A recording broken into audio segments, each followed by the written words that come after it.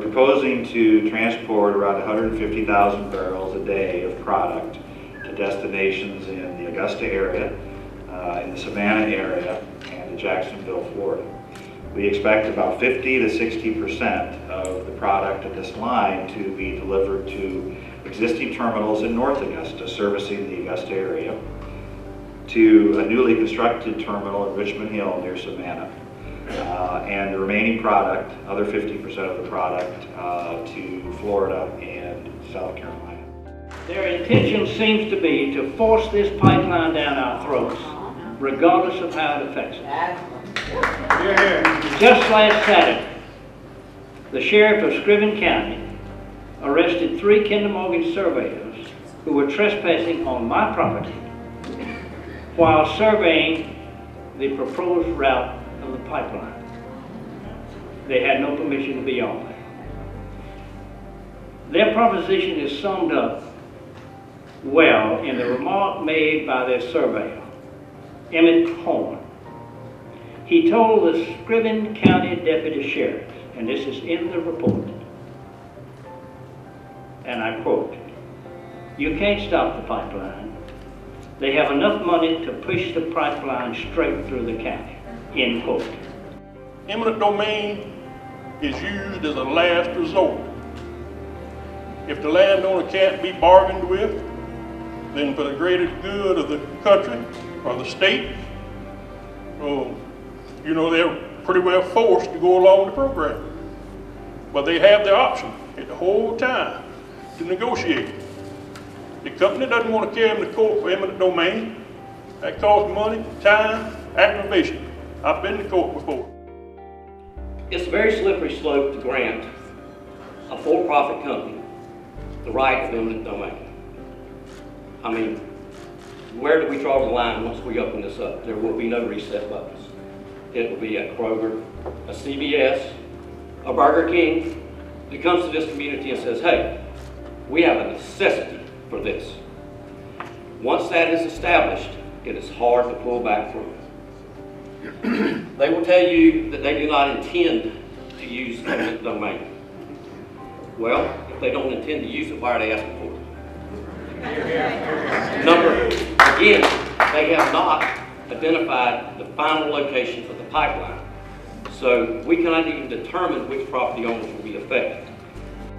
Mr. Allen Ford of Kinder Morgan stated that Kinder Morgan will continue to be good neighbors in Georgia.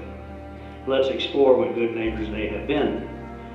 Kinder Morgan received permission to build a pipeline across part of Pennsylvania based on the company's representation that it could complete the project without breaking any laws and that environmental impact would be kept to a minimum.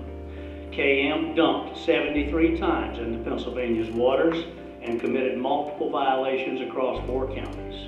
San Francisco Chronicle, KM subsidiary, convicted of 6 felony counts for killing 5 people and injuring 4 others.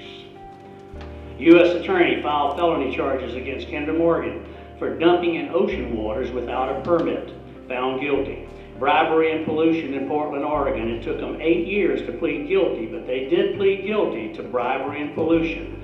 Vancouver, BC, town of Burnaby. Oil raining down on a residential neighborhood requiring evacuations. New Jersey, safety violations of hazardous materials. Deerfield, Massachusetts. Board of Health accused KM of being disingenuous in their response to questions. KM was ordered to cease activities associated with pipeline. Could you tell me what another term is for being disingenuous? With our long history here in the state of Georgia and our recent construction of major pipeline projects, we understand the regulatory environment here, and we know and work with the regulatory agencies that are part of this project and this process. So you need to design and build a project that's permittable. That's why we have proposed to locate the pipeline 88% along existing utility corridors. That means next to existing infrastructure, power lines, pipelines, roads, railroads.